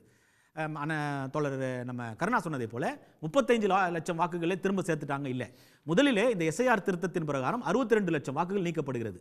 மீண்டும் இப்போ அதில் என்னன்னா, இந்திய தேர்தல் ஆணையம் தெளிவாக சொல்லுது, நவம்பர் 4 டிசம்பர் 4 வரையிலே இந்த 12 மாநிலங்கள் யூனியன் டெரிட்டரிக்கான ஸ்பெஷல் இன்டென்சிவ் ரிவிஷன் நடக்கும். அப்போ உங்களிடத்தில் இந்த வாக்காளர் பட்டியலுக்கு உண்டான அந்த விண்ணப்ப மனுக்களை கொடுப்பார்கள். அதை நீங்கள் பூர்த்தி செய்து தர வேண்டும். தந்த பிறகு மீண்டும் அதை நாங்கள் தேர்தல் ஆணையத்தின் மூலமாக அதை நாங்கள் பதிவேற்றம் செய்து வரைவு வாக்காளர் பட்டியலை நாங்கள் ஜனவரி மாதம் வெளியிடுவோம். அந்த வரைவு வாக்காளர் பட்டியலிலும் உங்களுடைய பெயர் இல்லை என்று சொன்னாலோ அல்ல அது வேறு ஏதேனும் திருத்த வேண்டும் செய்ய வேண்டும் என்று சொன்னாலும் அதற்கு மீண்டும் தேர்தல் ஆணையம் வாய்ப்பளிக்கிறது. மீண்டும் இறுதி வாக்காளர் பட்டியல் 9/2/2026 தேதியில் வெளியிடப்படும் என்று தெளிவாக சொல்லியிருக்கிறாங்க. அப்போ இப்படி வெளியிட்ட அந்த திருத்தத்தின் அடிப்படையில் தான் 62 47 லட்சமாக குறைந்திருக்கிறது. அதே போலத்தான் தமிழ்நாட்டிலும் இப்போ வரும். திருமதி நிர்மலா சீதாராமன் என்ன சொல்கிறாங்கன்னா, இப்போ சிம்பிளாக ஒரு சாதாரண ஒரு அரசியல்வாதியாக சொல்கிறேன், அந்த ஏற்கனவே ஒரு வாக்காளர் பட்டியலிலே ஒரு வாக்குச்சாவடியில் இருக்கக்கூடிய அந்த வாக்காளர் பட்டியலிலே ஒரு வாக்காளர் இறந்து விடுறார் என்று சொன்னால் அவருடைய வாக்கை நீக்க வேண்டும் என்று அந்த பகுதியில் இருக்கக்கூடிய ஏதோ ஒரு அரசியல் கட்சி சார்ந்தவர் எழுதி கொடுக்கிற போது அங்கே இருக்கக்கூடிய அந்த BLO என்று சொல்லக்கூடிய தேர்தல் பாக நிலை அலுவலர் இருக்கார் இல்லையா, அவர் சார் நீங்கள் டெத் சர்டிஃபிகேட் கொண்டு வாங்கன்னு சொல்லுவாங்க. இறப்பு சான்றிதழை குடும்ப உறுப்பினரை தவிர வேறு யாரும் பெற முடியாது, வேறு யாரும் சமர்ப்பிக்கவும் முடியாது. அப்படி இருக்கிற போது இது போலத்தான் தொடர்ந்து நான் வந்து நாகப்பட்டினம் மாவட்டத்தினுடைய பொறுப்பாளர், 3 தொகுதிகளுக்கு அனைத்து இந்த அண்ணா திராவிட முன்னேற்ற கழகத்தின் சார்பாக எங்களுடைய பொதுச் செயலாளர் நியமிக்கப்பட்ட பொறுப்பாளர். நாகப்பட்டினம் நகரத்திற்கு மட்டுமே நான் எடுத்திருக்கிற அந்த ஒரு இருக்கக்கூடிய அந்த 36 வட்டங்களிலே இருக்கக்கூடிய 65 வாக்குச்சாவடிகளிலே 1584 வாக்காளர்கள் இறந்து போன வாக்காளர்கள் நான் எடுத்திருக்கிறேன். 1584 வாக்காளர்கள். இரட்டை வாக்குரிமை நகரத்திலேயே இரட்டை வாக்குரிமை பெற்றவர்கள் 49 பேர் இல்ல எடுத்திருக்கிறேன். அல்ல, எனக்கு ஒரு கேள்வி இருக்கு. இப்போ வந்து ஆண்டுதோறும் இந்த ரிவிஷன் நடக்குது. அது நான் ரெகுலர் ரிவிஷன் வச்சுக்கங்க. ரிவிஷன் இல்லை, அது தவறானது. ரிவிஷன் கிடையாது, வாக்காளர் சேர்த்தல் நீக்கம். ஆமா ரிவிஷன் சொல்ல முடியாது. அது ரிவிஷன் எப்பனா 5 இயர்ஸ் ஒன்ஸ் நடக்கும். அது 2005 2004க்கு பிறகு நடக்கவில்லை. இல்ல தேர்தல் ஒவ்வொரு தேர்தலுக்கு முன்பும் சம்மரி ரிவிஷன் என்ன பண்ணுவாங்க? சம்மரி ரிவிஷன் மொத்த பேரை அப்படியே எடுத்து இருக்கிறாங்களா இல்லையான்னு பார்க்குறது. இப்போ வந்து ஒருத்தர் என்கிட்ட கடந்த தேர்தலில் நான் வாக்களித்தேன், 10 தேர்தலில் வாக்களிச்சிருக்கேன், எனக்கு வந்து வாக்காளர் அடையாள அட்டை இருக்குது. இப்போ திரும்ப வந்து நீ வாக்காளராக என்ரோல் பண்ணிக்க, நீ 2002 நீங்கள் எங்கே வாக்களிச்சிங்க, எந்த வாக்காளர் பட்டியலில் எந்த பாக எண்ணில் உங்கள் பேர் இருந்தது, உங்கள் ஆவணத்தை கொடுங்க அப்படின்னு கேட்குறாங்க. இன்றைக்கி திருமதி வானதி சீனிவாசன் கூட பிஎல்ஓஸ்க்கு ட்ரைனிங் கொடுக்கல, நிறைய பேர் கேட்குற கேள்விகளுக்கு அவங்களுக்கு பதில் இல்லை அப்படின்னு சொல்கிறாங்க. இல்லை, அது எப்படின்னா 2002 வாக்காளர் பட்டியல் இருக்கு இல்லையா? இப்போ ஃபார் எக்ஸாம்பிள் என்னுடைய ஆரணி சட்டமன்ற தொகுதியில் 69 வாக்குச்சாவடியில் இருக்கக்கூடிய அந்த பிஎல்ஓ என்று சொல்லக்கூடிய பாக நிலை அலுவலர் இருக்கார் இல்லையா, அவங்க என்ன பண்ணுவாங்க, 2002 வாக்குச்சாவடி 69வது பூத்துக்கு வச்சிருப்பாங்க. 2004 இருந்தக்கூடிய அந்த வாக்காளர் பட்டியல் 69வது பூத்து வச்சிருப்பாங்க. இது ரெண்டுமே அவங்க கையில் இருக்கும். பாவம் அவங்க அந்த பிஎல்ஓலாம் அதை தூக்கிட்டு சுமந்து நடக்கிறதே பெரிய சங்கடம் மாதிரி நான் நேரில் கண்டவன். அதாச்சா அதில் போயிட்டு அதுக்கப்புறம் என்ன பண்ண, இந்த ரெண்டுத்திலையும் கையில் வச்சுறாங்க. இந்த ஓட்டர்ஸ் இதுன்னு சொல்லிட்டு ஒரு ஆப் இருக்குது. அந்த ஆப்பும் அவங்க கையில் ஆண்ட்ராய்டு ஃபோனில் இருக்குது. இப்போ அந்த ஃபார்மை கொடுக்குறாங்க. ஃபார்மை கொடுத்ததுக்கப்புறம் இதில் இருக்கக்கூடிய விஷயங்கள் நாங்கள் பார்க்குற போது 2002லையும் 2004 வாக்காளர் பட்டியல் உங்களுடைய பெயர் இருக்கிறதா என்று சொல்கிற போது அந்த ஆப்லேயே நம்ம செக் பண்ணாவே எந்த இடத்துல இருக்குது, எந்த பாகத்தில் எந்த வரிசை எண்ணில் இந்த வாக்காளருடைய வாக்கு இருக்கிறது என்பதை நம்ம இதில் தெளிவாக தெரிஞ்சிருது. ஒரே விஷயத்தில் சிம்பிளாக அந்த இடத்துல முடிஞ்சிடுது. அதை தாண்டி வேறு ஏதாவது உங்களுக்கு சிக்கல் வருது. ஒரு ஃபேமிலியில் 3 பேர் இருக்காங்க, ஹஸ்பண்ட் அண்ட் ஒய்ஃபுக்கு அங்கே ஓட்டிருக்கோம், பையனுக்கு அந்த வீட்டில் தான் வசிப்பார், ஆனால் அவருக்கு வேறு பாகத்தில் இருக்கிறது அந்த வாக்காளர். நீங்கள் சொல்கிறது சரின்னு சொன்னால் பீகாரில் நடந்த ஒரு உதாரணத்தை எடுத்துட்டோம்னா அந்த மாநிலத்தினுடைய மக்கள் தொகை வாக்களிக்கும் வயது பெற்ற இளைஞர்கள் 18 வயது பூர்த்தியானவங்கன்னு எடுத்துக்கிட்டா அவங்கள வந்து 81 லட்சம் பேரில் 27 லட்சம் பேர் தான் வந்து ரெஜிஸ்டர் ஆகியிருக்காங்க. அதை ரெஜிஸ்டர் பண்ண வேண்டியது யார் பொறுப்பு? தேர்தல் ஆணையத்தோட பொறுப்பு. இல்லை, நான் அதுக்கு தான் இப்போ சொல்கிறேன். நான் உங்க பேரை நீக்கிறது யாரு? இப்போ ஆள் இல்லைன்னா சிம்பிளுங்க. இதை போட்டு நம்ம பெருசாக கன்ஃபியூஸ் பண்ணி என்ன பண்ணுறோம், வேறு மாதிரி ஒரு மாயையை இந்த தமிழ்நாட்டில் மக்கள் மீது திணிக்கப்படுகிறது என்ற ஒரு அச்சம் சாதாரண ஒரு வழக்கறிஞராக எனக்கு இருக்குது. சிம்பிள். இறந்து போனவர்களை எப்படி நம்ம வாக்காளர் பட்டியலில் வச்சிருக்க முடியும்? இரட்டை வாக்குரிமை வச்சவர்களே எப்படி வாக்காளர் பட்டியல் வைத்திருக்க முடியும்? நெடுநாட்களாக வாக்களிக்காமல் வேறு பகுதியிலே குடியிருப்பவர்களே எப்படி நம்ம இந்த வாக்காளர் பட்டியல் வச்சிருக்க முடியும்? எனக்கு வாக்குரிமை வேண்டும் என்று சொன்னால் உங்கள் இடத்துல உங்கள் இல்லங்களை தேடி அந்த விண்ணப்பத்தை நாங்கள் கொடுப்பதற்காக தேர்தல் ஆணையம் அதிகாரிகள் நியமித்து உங்களுக்கு கொடுக்குறாங்க. நீங்கள் அதை வாங்கி பூர்த்தி செய்து கொடுப்பதிலே உங்களுக்கு என்ன பிரச்சனை இருக்கிறது? ஒன்று. அதை தாண்டி சிம்பிள் சார், ஏதாவது எப்படின்னா 10 நிமிஷம் கருண் அதை ரொம்ப நியாயமான சரியான கேள்விகளை கேட்டுக்கொண்டிருக்கிறார். அதில் என்ன பிரச்சனைன்னா அவருக்கும் தெரியும், ஏன்னா அவர் ஃபீல்டு ஒர்க்கர். அதில் என்ன பிரச்சனைனா கொடுக்கப்பட்டிருக்கக்கூடிய அவகாசம், நீங்கள் எம்யூனரேஷன் ஃபார்மை வாங்குறதுக்கு வெறும் 30 நாள் கொடுத்துருக்கீங்க 6,41,00,000 வாக்காளர்களுக்கு. இந்த 30 நாளில் நவம்பர் மாதத்தில் எவ்வளோ மழைக்காலம் வரப்போகிறது, அப்புறம் இதில் ஈடுபடுவதற்கு என்று தனியாக பணியாளர்கள் இல்லை, ஏற்கனவே பணிச்சுமையில் ஏகப்பட்ட பணிச்சுமையில் இருக்கக்கூடிய சாதாரண அரசு ஊழியர்கள், கீழ்நிலை அரசியல் ஊழியர்கள் தான் அதை வேலை செய்கிறாங்க. இது எல்லாத்தையும் செய்து நாம் இதை முடிக்க வேண்டிய அந்த சூழலில் 30 நாளில் செய்ய வேண்டிய அவசியம் என்ன? இந்த பிரச்சனையை இந்த எஸ்ஐஆர் இவர் சொன்ன எல்லாவற்றையும் நமக்கு செய்வதற்கு காலம் இருந்தது. நீங்கள் 4 ஆண்டு காலம் இருந்தது. நீங்கள் 4 ஆண்டு காலத்திலையும் தொடர்ந்து இந்த ரிவிஷன் பண்ணிட்டு தான் வந்திருக்காங்க. அவர் சொன்னதில் மிக வேலிடான பாயிண்டாக நான் அக்செப்ட் பண்ணிக்கிறது, இந்த இறந்தவர்கள் வாக்குகளை நீக்கிறதுல ஒரு பெரிய சிக்கல் இருக்கிறது. அந்த இறந்தவர்கள் வாக்குகளை நீக்கப்பட வேண்டும். அதே போல் வந்து ஒருவருக்கு ஒரு இடத்துக்கு மேலே 2வது இடத்துல வாக்கு இருக்கக்கூடாது. இப்போ தமிழ்நாட்டில் எஸ்ஐஆர் நடக்கிறது. தமிழ்நாட்டில் இப்போ ஒருவருக்கு இன்னொரு இடத்துல வாக்குரிமை இருக்க வேண்டாம், ஓகே. ஆனால் தமிழ்நாட்டில் இந்தியாவில் வேறு மாநிலங்களில் இருந்தால் அதை நீங்கள் எப்படி கட்டுப்படுத்துவீங்கிற கேள்விக்கு பதில் இல்லை. பீகாரை சேர்ந்தவருக்கு பீகார்லேயும் ஓட்டு இருந்து தமிழ்நாட்டிலையும் அவர் வந்து ஓட்டுக்கு பதிவு பண்ணார். அதுக்கான மெக்கானிசம் இல்லை, அது டெலிட் பண்ணுற மெக்கானிசம் இல்லை. ஏன்னா இப்போ பீகாரில் ஓட்டு போட்டிருக்கிற ஒருவர் ஏற்கனவே இப்போ உத்தரகாண்டில் ஓட்டராக இருக்கார். உத்தராகண்டில் ஓட்டராக இருந்து 4 தேர்தல்கள் ஓட்டு போட்டிருக்காரு. இப்போ பீகாரில் வந்து ஓட்டு போட்டிருக்காரு. அப்போ நீங்கள் எஸ்ஐஆர் பண்ண பீகாரில் உங்களால் இந்தியாவில் ஒரு வாக்காளருக்கு ஒரு குடிமகனுக்கு ஒரு வாக்கு நீங்கள் உறுதி பண்ண முடியும். டூப்ளிகேஷன், ஒருவருடைய பெயர் 2 இடத்துல இருந்தால் ஆட்டோமேட்டிக்காக சாஃப்ட்வேர் கண்டுபிடிச்சு கொடுத்துரும், அந்த சாஃப்ட்வேர் நீக்கிடும் அப்படின்னு சொல்லி ஒரு சாஃப்ட்வேர் இன்ட்ரோடியூஸ் பண்ணாங்க. 2 வருஷமா அந்த சாஃப்ட்வேரை செயல்படுத்தலையே. அப்படி பண்ணலன்றதான் இப்போ நம்ம ஆதாரமாக பார்க்குறோம். அதே போல் வேற இடத்துல குடி போன போனவர்கள். இப்போ வேற இடத்துல குடி போனவர்களை நாம இதுக்குள்ள வைக்கிறதுல நிச்சயமா சிக்கல் இருக்கிறது. இது எல்லாவற்றையும் நியாயமான காரணங்கள் இருந்தாலும் செய்யக்கூடிய முறையும் நோக்கமும் ரொம்ப, அதனால ஏன் பதட்டப்படுறீங்க நோக்கம் சார், நீங்க என்ன பதட்டப்படுறீங்கன்னு கேக்குறாரு. இதுக்கு ஏன் இவ்வளவு பெரிய விஷயம் ஆக்கணும்ன்றாங்க கேக்குறாரு.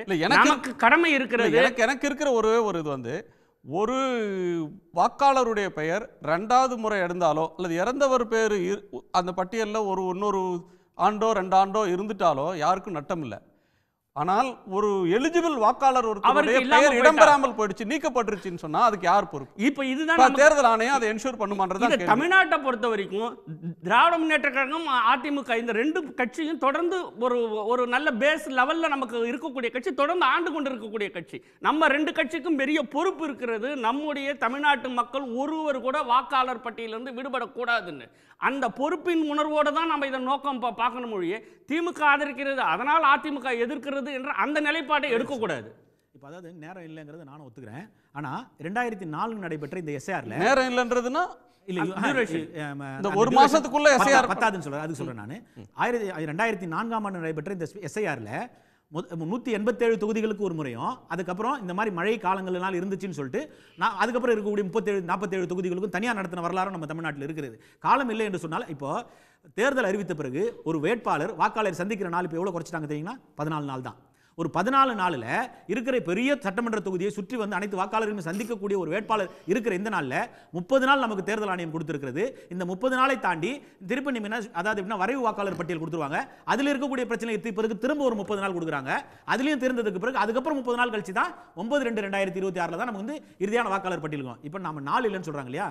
அகில இந்திய நடுவில் நமக்கு பொங்கல்ல 5 நாள் 6 நாள் போகும். இல்ல அதுதான் உங்களுக்கு இந்த 187 தொகுதிகளுக்கு ஒரு முறை 234 தொகுதிகளே பண்ணல 2004ல 187 தொகுதி ஒரு சார். நான் இன்னொரு காமன் சென்ஸ்ல இருந்து ஒரு கேள்வி கேட்கிறேன் சார். இப்ப சட்டமன்ற தேர்தல் நடக்குது, மே மாசம் டியூன்னு தேர்தல் ஆணையத்துக்கு தெரியும். பருவமழை காலம் நவம்பர் டிசம்பர் அப்படின்னு அவங்களுக்கு தெரியும், புயல் வெள்ளம் எல்லாம் வரும்னு. ஜனவரியில அறுவடை காலம் திருவிழான்னு அவங்களுக்கு தெரியும். ஏன் இது 6 மாதத்துக்கு முன்பே நடத்தியிருக்க கூடாது? ஏன் வந்து அவங்க பயிற்சி இப்ப போற பிஎல்ஓக்கு எங்க நிருபர்கள் கூட போனாங்கன்னா வாக்காளர்கள் கேட்கிற கேள்விக்கு பாதி பிஎல்ஓக்கு பதிலே தெரியல. நான் ஒத்துக்கிறேன், யாருக்குமே இல்லைன்னு சொல்ல. காரணம் என்னன்னா எல்லாமே கடைநிலை ஊழியர்கள், அங்கன்வாடி பணியாளர்கள். பயிற்சி கொடுக்கணும்ல, தேர்தல் ஆணையம் தானே கொடுக்கணும், அரசியல் கட்சியா கொடுக்க முடியும் அந்த பயிற்சி. அது எப்படின்னா அந்தந்த மாவட்டத்தினுடைய மாவட்ட ஆட்சியர் தான் தேர்தல் நடத்தும் அதிகாரி. அந்த மாவட்டத்தை பொறுத்தவரையிலே அவரும் அந்த மாவட்டத்தினுடைய வருவாய் அதிகாரி, இந்த 2 பேரும் தான் அந்த இருக்கக்கூடிய தேர்தல் நடத்தும் அலுவலர்களுக்கு பயிற்சி கொடுக்கக்கூடிய அதிகாரிகளாக இருக்கிறார்கள். இப்போ நான் வருகிற போது 6:30 மணிக்கு அகில இந்திய வானொலியில் இருக்கிற செய்தியில் நான் கேட்டது, தமிழ்நாட்டை பொறுத்தவரையிலே 78% இந்த எஸ்ஐஆர் படிவங்களை அனைவரும் வாக்காளர்களுக்கு கொடுத்தாகி முடிச்சு விட்டது அப்படின்னு சொல்றாங்க. அப்ப 4ஆம் தேதி அறிவிச்சிருக்காங்க, இன்னைக்கு தேதி 12. இருக்கக்கூடிய இந்த 9 நாட்களுக்குள்ளாக 78% கொடுத்து முடித்திருக்கிறது என்று சொன்னால் பாக்கி இருக்கக்கூடிய அந்த 28 நாள் ஏன் பண்ண முடியும், 18 நாள் ஏன் பண்ண முடியாது? அதனால ஈஸியா பண்ணிடலாம், செஞ்சு முடிக்கணும்னு சொல்லி சொன்னா செஞ்சு முடிச்சலாம். அதை தாண்டி ஈஸியா பண்ண முடியும், சிம்பிளா. நீங்க 12 கொடைக்கானல் இருக்கு, வால்பாறை இருக்கு, ஒரு வாக்குச்சாவடியிலிருந்து ஒவ்வொரு வீட்டுக்கு போறது இருக்குல்ல, அது அடர்த்தியான நகரங்கள்ல ஒரே அபார்ட்மெண்ட்ல 800 வீடு இருக்கு. அதுக்குதான் 2 லட்சம் பணியாளர்களை தேர்தல் ஆணையம் நியமனம் செய்திருக்கிறது. அதே செய்தியில தான் நான் படிச்சேன். 2 லட்சம் பணியாளர்கள் இருக்கக்கூடிய 76,000 வாக்குச்சாவடிகளுக்கு மட்டும், ஒரே நிமிஷம், 76,000 வாக்குச்சாவடிகளுக்கு 2 லட்சம் பணியாளர்கள் ஆச்சுங்களா? அதை நான் என்ன சொல்றேன்னா, எல்லாத்துக்கும் நீங்க வந்து ஒரு ஏதாவது ஒரு இந்த சென்னை உயர்நீதிமன்றம் ஒரு ஆர்டர் போட்டுச்சுன்னா எல்லாத்துக்கும் போய் உச்சநீதிமன்றம் போறீங்க இல்லையா?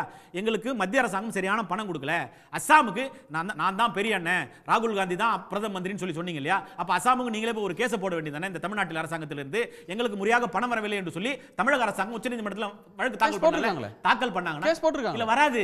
ஏன்னு சொன்னால் நம்முடைய அரசியலமைப்பு சட்டத்தின் வழக்கு போட்ட பிறகுதான் ஆர்டிஐக்கான பணத்தை ரிலீஸ் பண்ணாங்க. அது பிஎம்ஸ்ரீக்கான பணத்தை கொடுக்கறதுக்கு பதிலா சட்டப்படி கொடுத்தாக வேண்டிய ஒரு நெருக்கடி வந்து கல்வி உரிமை திட்டத்தில் கிடைக்கிற பணத்தை வந்து கொடுத்தாங்க. ஒரு 700 கோடி ஒதுக்குனாங்க. இப்ப நம்ம கேட்கிற பணம் வழக்கு போட்டாங்க, நம்ம கேட்கிற பணம் 2,600 கோடி. இப்ப 700 கோடி கொடுக்குறாங்க. 700 கோடி கொடுத்தது பார்த்தா 2,600 கோடி விடுவிச்சுதான் ஆகணும் அப்படின்னு சொல்லி நம்ம சொல்லணுமா இல்லையா? அரசியல் காரணங்களுக்காக ஸ்டேட்மெண்ட் அறிக்கைகளும் தவறாம நீங்க எல்லாத்துக்கும் கோர்ட்டுக்கு போறோம். நீங்க கோர்ட்டுக்கு போங்க, கோர்ட்டுக்கு போய் அங்க கேளுங்கன்னு சொல்லி சொல்றேன். இந்த எஸ்ஐஆருக்கு நீங்க கோர்ட்டுக்கு போயிருக்கீங்க. அதிமுகவோட நிலைப்பாடு தமிழ்நாடு அரசாங்கத்துக்கு தர வேண்டிய நியாயமான காசை தரலன்னா போய் கோர்ட்ல கேளுங்க. நான் தரணும்னு சொல்றேன், நானு தரணும். ஆனா ஆட்சி அதிகாரத்தில் நீங்க இருப்பவர்கள் வெறும் அரசியல் மட்டும் செய்து கொண்டிருக்காதீர்கள் சொல்றேன் நானு. ஓகே கனகராஜ் சார், எஸ்ஐஆருக்குள்ள அதிகம் போக விரும்பல, ஏன்னா டீடைலா பேசியிருக்காங்க. நிர்மலா சீதாராமன் அவருடைய அரசியல் பேச்சுக்குள்ள வந்துடலாம். நான் அதுக்கு முன்னால நண்பர் பாபு முருகவேல் ரொம்ப அவருக்கு சில 67.6% எத்தனை ஓட்டு பீகாரில்? முதல் கட்ட வாக்குப்பதிவு முடிஞ்சு இன்றைக்கி எத்தனை நாள் ஆச்சு? முதல் கட்ட வாக்குப்பதிவில் இத்தனை வாக்குகள் விழுந்திருக்கிறது என்று தேர்தல் ஆணையம் சொல்லியிருக்கா? பர்சன்டேஜ் சொல்லலாம் சார். பார்லிமெண்ட் எலெக்ஷனில் 11 நாள் ஆச்சு. சரி, அதை விடுங்க. நீங்கள் அடுத்து இப்போ சொன்னீங்க 78%. இந்த 78% வீட்டில் தூக்கிட்டு போன எனக்கு தெரிந்த நண்பர் வீட்டில் 3 பேர் வாக்காளர்கள் இருக்காங்க. 6 படிவத்தை வீட்டுக்கு உள்ளே போட்டு போயிருக்காங்க. எஸ்ஐஆருக்கும் எஸ்எஸ்ஆருக்கும் என்ன சார் வித்தியாசம்? நீங்கள் சொல்லுங்கள். அடிப்படையில் நீங்கள் என்ன நிலைப்பாடு வேணாலும் எடுத்துக்கோங்க, அதில் எனக்கு ஆட்சேபணம் இல்லை. திமுக இப்படி எதுக்குது, அதனால் ஆதரிக்குதுன்னு நிச்சயமாக எடுக்காதீங்க. தமிழ்நாடு கட்டாயமாக அது வரும்போது உங்களை ரொம்ப அது ஒரு பெரிய பாடாப்படுத்தும். நான் என்ன கேட்குறேன்னா, அதுக்கு எத்தனை மாதம் எஸ்எஸ்ஆருக்கு எடுத்தாங்க? இதே 2 மாதமோ 3 மாதம் தானே சார். ஏன் எஸ்ஐஆருக்கு 2 வருஷம் எடுத்தாங்க? 2க்கும் வித்தியாசமே இல்லையா? நீங்கள் 2ம் ஒரே காலம் என்பதை சொல்லி அப்படி சொல்கிறதுல ஏதாவது நியாயம் இருக்கா சார்? பிரேசிலியன் மாடல் 22 இடத்துல போட்டோ இருக்குன்னா தேர்தல் ஆணையம் எவன் தப்பு பண்ணானோ அவன் மேலே நடவடிக்கை எடுக்கிறதுன்னு சொல்கிறதுக்கு பதிலாக இத்தாலிக்காரி எத்தனை தடவை ஓட்டு போட்டான்னு சோனியாவை கிண்டல் பண்ணிட்டு போகிறாங்க சார். பதட்டம் உங்களுக்கும் எனக்கும் இருக்கா இல்லையா? தேர்தல் ஆணையம் நடவடிக்கை எடுத்திருக்கணுமா இல்லையா? அந்த தேர்தல் ஆணையர், நீங்கள் அவரோட ட்வீட்டை போய் பாருங்கள், நான் ஸ்க்ரீன்ஷாட்டை எடுத்து வச்சுருக்கேன். என்ன press meet will follow very soon. இன்றைக்கி வர அவர் ப்ரெஸ்ஸை மீட் பண்ணல, ஆனால் அவர்களுடைய ட்வீட்டில் இருக்குது ஹரியானாவை பொறுத்தளவில். அப்புறம் அந்த நாட்டு குடிமக்கள் இதை சொன்னீங்கல்ல, சொல்கிறார்ல இவர் குமார் சார் கூட சொன்னார், தெருவில் நின்று பேசுகிறாரு ஞானேஷ்குமார், ஆனால் கோர்ட்டில் போட்ட அஃபிடவிட்டில் வெளிநாட்டுக்காரங்களை நாங்கள் வெளியேற்ற போகிறோன்னு சொல்லலை. அது மட்டும் இல்லை, பீகாரில் எத்தனை வெளிநாட்டுக்காரங்களை கண்டுபிடிச்சாங்க, நீங்கள் எல்லாமே ரெக்கார்டில் இருக்குன்னு சொல்லக்கூடாது. நீங்கள் பார்த்தீங்கன்னா அந்த பார்த்த நியூஸை சொல்லணும். சரி, ஒன்று பிஜேபி அவங்க நிர்மலா சீதாராமன் என்ன பேசுனாங்க இன்றைக்கி? அவங்க பேசின ஸ்லாங் ரொம்ப மோசமான ஸ்லாங். அவங்க ஒரு பெண்ணாக இருக்கிறதுனால அதே ஸ்லாங்கில் நம்ம பேசாமல் நம்ம நாகரிகம் காக்கிறோம். இதே மாதிரி வேறு இப்போ நான் என்ன கேட்குறேன், வானதி சீனிவாசன் தான் நிர்மலா சீதாராமனுக்கு பதில் சொல்லியிருக்காங்க. பிஎல்ஓ முழுவதையும் இப்போ ட்ரெயின் அப் பண்ணாமல் கொண்டாந்து விட்டுருக்கீங்களே அப்படின்னு அவங்க சொல்கிறாங்க. அப்படின்னா என்ன? திமுக சொன்னதை அவங்க ஏற்றுக்கிட்டு இருக்காங்கன்னு தானே அர்த்தம். அவங்கள்ட்ட போய் பாடம் கற்றுக்க சொல்லுங்கள். நீட்டு ஏழை பிள்ளைங்க இது இல்லாமல் கேபிட்டேஷன் மனச்சாட்சியை தொட்டு சொல்லுங்கள் சார். ஒரு 10 காலேஜை நிர்மலா சீதாராமன் காமிக்கட்டும், ப்ரைவேட் காலேஜஸ் ஒரு பைசா கூட கேபிட்டேஷன் ஃபீ வாங்கலைன்னு நீங்கள் என்ன சொல்கிறீங்களோ நான் கேட்குறேன். என்ன பேசுகிறாங்க அவங்க? என்ன நீட்டில் சார் 2023 மட்டும் நெகட்டிவ் மார்க்கு 800க்கு -14 வாங்கின -40 வாங்கின உட்பட 13 பேர் போய் சேர்ந்துருக்காங்க. உங்கள் மெரிட்டை தூக்கி எங்கே வைக்கிறது? 14 பேர் 0 மார்க் வாங்கியிருக்கான். நீங்கள் மெரிட்டை பற்றி பேசுகிறீங்க. எங்கள் ஏழை வீட்டு பிள்ளைகளை நீங்கள் கோச்சிங் போக முடியாதவனை வெளியே நிப்பாட்டுறதுக்காக பண்ண சதி அது. ஏதோ அவங்க சார் கோயம்புத்தூரில் வர்றதா அங்கே கொடுக்குறோம், அதெல்லாம் எங்களுக்கு தெரியும் சார். நான் கேட்குற ஒரே ஒரு கேள்வி இதுதான். நான் புயலில் இருக்கும்போது நீ எட்டி பார்த்தீங்களான்னு கேட்குறேன் சார். அவ்வளவு பேசின பிறகு நிர்மலா சீதாராமன் இங்கே வந்தாங்க, அவங்க வாய் திறந்த ஒரு வார்த்தை, காசை உண்டியலில் போடாதீங்க தட்டில் போடுங்கிறத தவிர உங்களுக்கு ஆறுதல் தெரிவிக்கிறேன்னு ஒரு இடத்துல சொல்லியிருக்கட்டும் சார், ஒரு இடத்துல சொல்லியிருக்கட்டும். அதற்கு பேர் என்ன சார்? எனக்கு பைசா கொடுத்தீங்களா? குஜராத்துக்கு 1000 கோடி கொடுத்தீங்க, மகாராஷ்டிராவுக்கு 1492 கோடி கொடுத்தீங்க, எனக்கு ஒரு நயா பைசா கொடுக்கல சார். ஆர்டிஇ நிதி கோர்ட்டுக்கு போய் வாங்கிட்டு வந்திருக்கோம். எந்த இதை நாங்கள் தடுத்தோம்? எய்ம்ஸ்னு அனௌன்ஸ் பண்ணிட்டு இன்னைக்கு வர கொடுக்காம இருக்கிறது நீங்கள் அனௌன்ஸ் பண்ணது. கேளுங்க சார், குமார் சார், திரு எடப்பாடி பழனிசாமி அவர்களும் கேட்கணும். இது நியாயமா? உங்களை சுமந்துக்கிட்டு போகிறோமே, நீங்கள் எங்களுக்கு சுமையே இப்படி இருக்கலாமான்னு கேட்கணுமா இல்லையா? கோவை மெட்ரோ அவங்க அங்கே பேசட்டும், அது அவரே கேட்டார். கோவிட் தடுப்பூசி எங்களுக்கு ஃப்ரீயாக கொடுக்கல சார். சண்டை போட்ட பிறகு மாநிலங்கள் மொத்தமாக சேர்ந்து இந்தியாவினுடைய வரலாற்றில் தடுப்பூசிக்கு காசு வாங்கின ஒரே அரசாங்கம் நீங்கள். மனுஷன் செத்துக்கிட்டு இருக்கையில் ட்ரெயினில் போகிறதுக்கு இன்னைக்கு பீகாரில் ஓட்டு உங்களுக்கு போட்டிருக்கான் பார்த்தீங்களா, அவனை உட்பட நடந்து போகிறானே. ஆனால் மனித மக்கள் ஒரு குறிப்பிட்ட காலத்தில் கிழக்கும் மேற்குமாக ஒரு மிகப்பெரிய இடப்பெயர்வு, குழந்தையை தூக்கிட்டு முடியாத அப்பனை தூக்கிட்டு போகும்போது கந்து வட்டி கடை மாதிரி காரை மாதிரி நீங்கள் காசு வாங்கினீங்களா இல்லையா?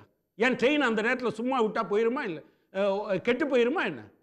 நான் தமிழ்நாட்டுக்கு விட சொல்ல, தமிழ்நாட்டை நீங்கள் புறக்கணிச்சுக்கோங்க, நீங்கள் யாரையுமே பார்க்கல.